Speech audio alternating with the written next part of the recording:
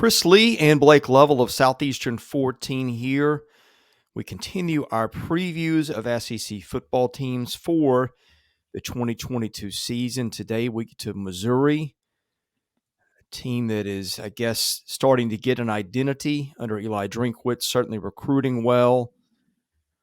What's your 30,000-foot view of the Missouri program point, Blake? That's a great question.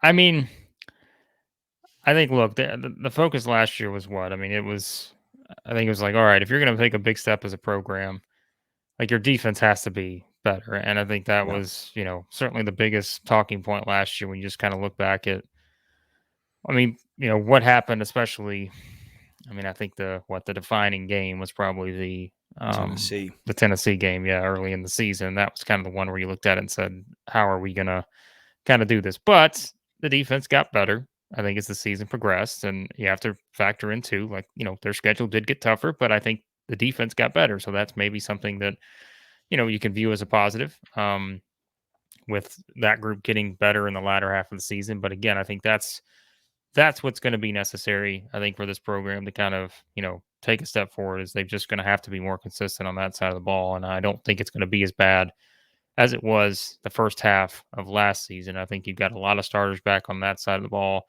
So I think that should be able to help.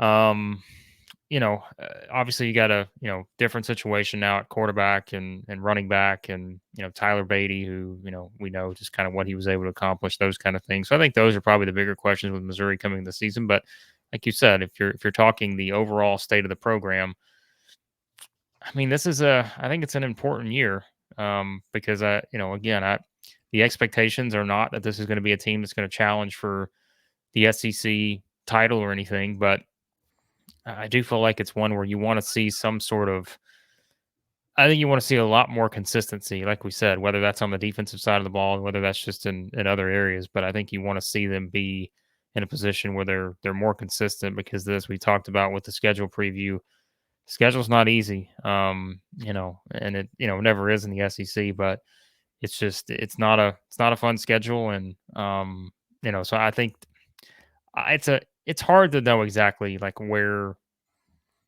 I think Missouri is one of the harder teams to figure out, not just in terms of this season, but like where is the program Yeah.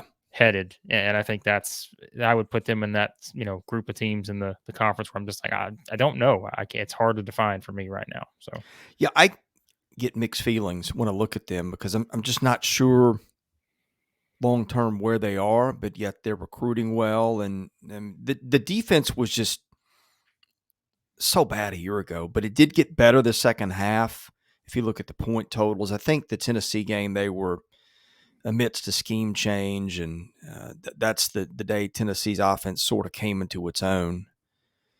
But I mean, I think that was sort of our enduring memory of last year. And let's talk about the defense. But we usually start with offense, but I think that's kind of interesting because on paper, the personnel looks better maybe than the numbers we saw. I know they lost Blaze Aldridge, who was just completely hit and miss. It was either a big play or disaster for him at linebacker a year ago. But I mean, on the defensive line, they got Trajan Jeffcoat, Isaiah McGuire.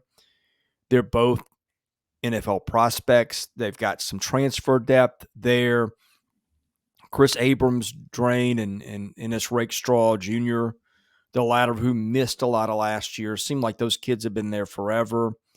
And then they got a couple of safeties who were fairly productive last year. And their second leading tackler and their leading intercepting guy, or leading interceptor, I guess a better way to say it. So familiar faces another year. Sometimes those are the scenarios where a team takes a jump up on one hand, on the other, it just was not, even when they improved, Blake, it wasn't great a year ago.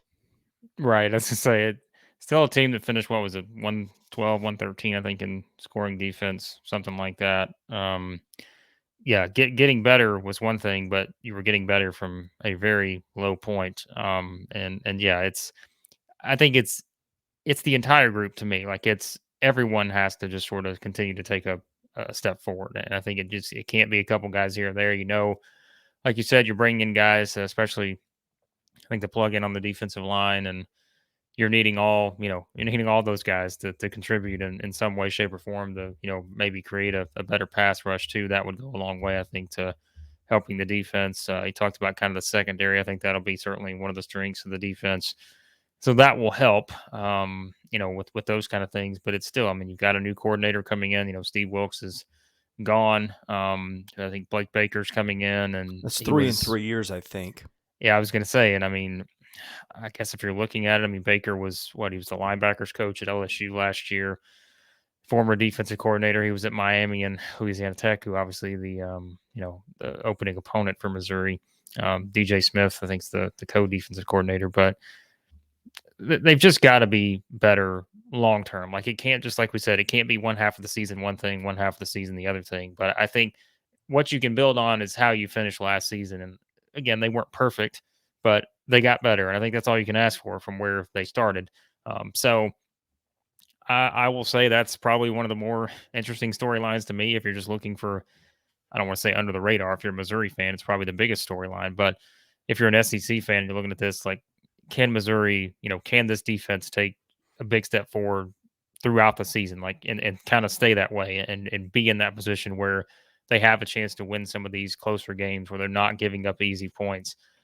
I think that's going to be just so important. And so we'll see. Like again, I can't say I'm, and by no means would I use the word confident that they're going to be just improved to the point to where Missouri's that breakout team we're talking about. But I think at least you go off of what you saw to finish last season. If they can carry some of that over, have some starters back, if these guys coming in, like I said, especially maybe on the defensive line, can help them out there, maybe that is that will just go a long way towards getting them, I think, where they want to go as a program. So.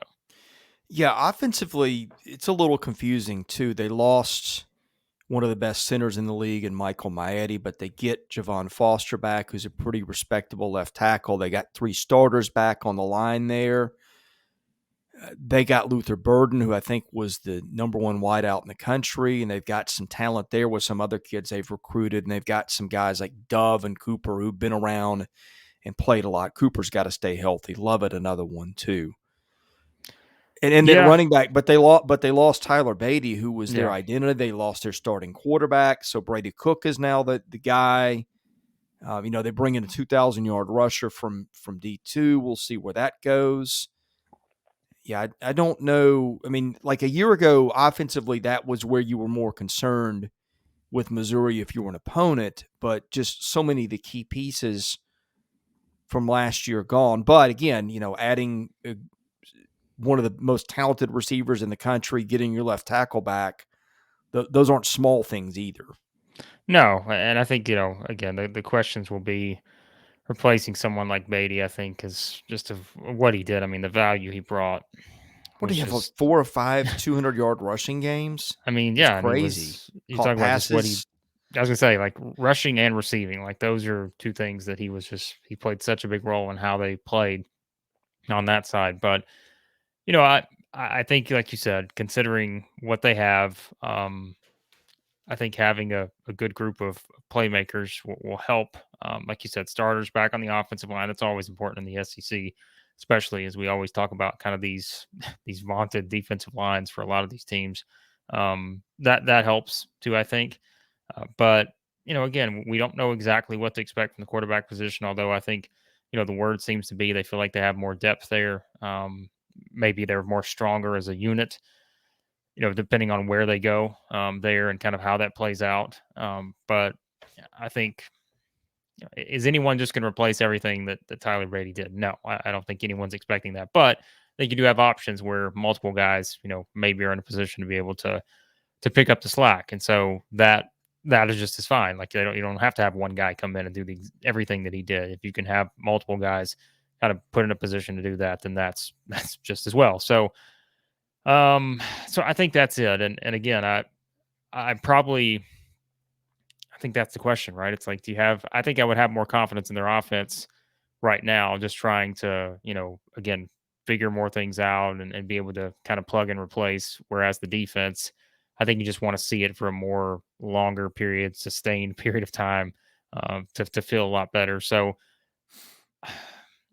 again, this is one of the harder teams to figure out. I said it earlier, like, and I'm not saying that in a demeaning way. It's just like I don't really know what to expect from them. Whether we are talking about the defense, whether we're talking about the offense, I think you can look at them on paper and see a lot of things.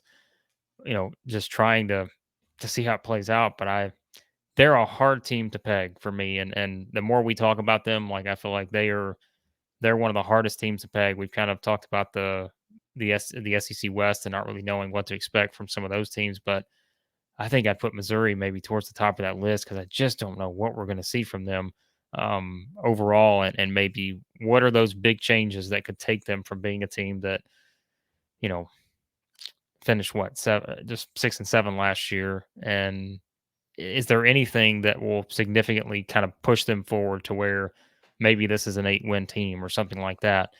Right now, like I don't know the answer to that question. So I think it's just we'll find out because, like we mentioned, we talked about kind of their schedule too, SEC wise. They'll start out week 4. They go to Auburn, play Georgia at home, then go to Florida. Like that will tell us a lot about Missouri beyond those first 3 games against Louisiana Tech, Kansas State, and Abilene Christian. I think it's just those SEC games. How do they match up? Like I said, on the line or being able to defend a team like Georgia or Florida and those kind of things they're going to do on offense. Like that'll tell us a lot about where Missouri's at. But right now, like I can't say I have a great feel for kind of where this team's going to be come season's end. So Well, one thing I wanted to look up as you were speaking, that they did get Sam Horn through the draft, through the baseball draft, that is. He's a very highly regarded baseball and football prospect. Was seeing if he made his way through the depth chart to back up. It looks like he's their number 3, but I guess he's maybe their quarterback of the future. That might be something to watch if it doesn't work out with Cook. And probably a long shot at this point. And we talk about close games and kicking. They've got maybe the best in the country in Harrison Mevis too. So if it's close, he can not only hit them with accuracy, he can hit them with distance. well, look in Missouri. Here's the thing too. When we talk about the expectations for the season, right? If you're Missouri, like you have to beat the teams you should beat. Like that's and that's kind of what we always talk about. Kind of can be the swing games for some of these teams in the SEC that are kind of in that middle range where it's like you're either ready to take a step forward or you're about to go backward and the bottom's about to fall out. Um, you have to win the games you should win. And for the most part, I think they've done a good job with that, right? Um, like if you go back to last year, it was I mean they were high scoring games, but like we said, if you kind of go back, they for the most part you feel like they beat the teams they were supposed to beat. Got some wins. I think this is what's going to come down to. Can you win those games you're supposed to win, and can you sneak out some of these swing SEC games? I mean, we talked about them when we did their schedule preview. You got to beat Vanderbilt at home, and then you've got a very interesting matchup with Kentucky at home on November 5th.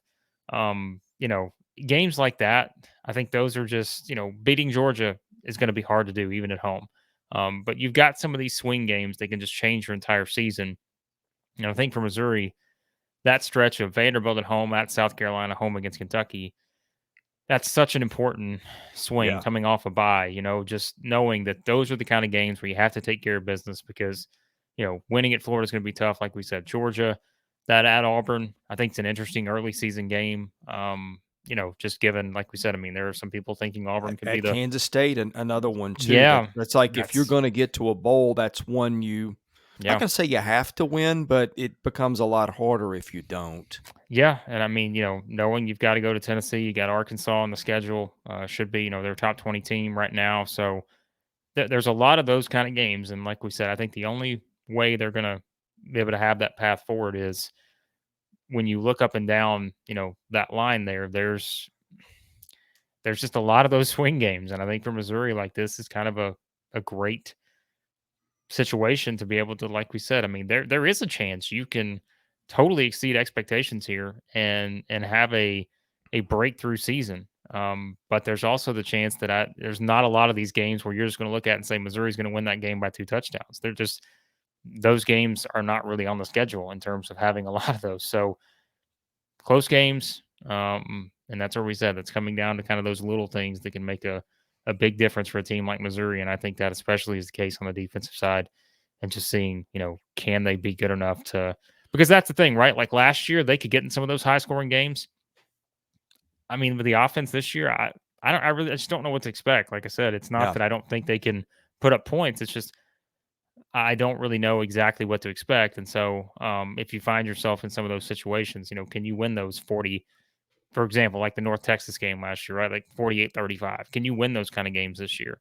Um, I don't know. And so I think that's a fair question. So You used the phrase swing games a couple of times there, and this has been a common theme in our SEC videos. I feel like just about 2/3 of the conference schedule this year is swing yeah. games for both teams. It's just a lot of parity, it seems to me, like in the middle of this league, and even towards the top and the bottom of the middle, particularly. I just think it's going to be a fun year.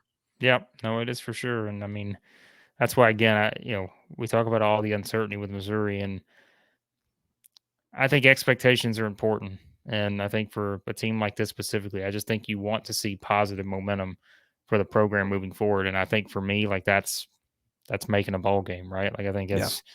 I don't think it's challenging for the SEC East this year. I don't think it's anything like that. But I think it's just being consistent enough, being in some of those games, even if you're not favored in, you know, I think those are important steps. And I think making a bowl this year will be, I think a good, I don't want to say barometer necessarily, because again, everyone's expectations are high in the SEC, but I think you make a bowl this year. Okay, let's continue to push forward. Recruiting, you mentioned that at the top. Continue to recruit well. Maybe we get this thing built where we want in a year or two. But I think right now it's just trying not to, like I said, it's trying not to like bottom out. And I don't get that sense from Missouri. We talked about other teams like Vanderbilt and stuff. Like I don't get the sense that Missouri is going to bottom out. But it is such a fine line in the SEC where it's just like, man, No. But I think Missouri's talented enough to where they'll have a chance to compete for a bowl and not be in that direction of kind of going so far in the opposite way that it sends you into a spiral. So Well, we have either previewed your favorite SEC team or we're about to preview them. The best way to make sure you catch all our content is hit the subscribe button. We thank you to those of you listeners who've done that. If you haven't, please do that. Tell a friend. He's Blake Lovell. I'm Chris Lee. Thanks for watching. We'll see you again soon.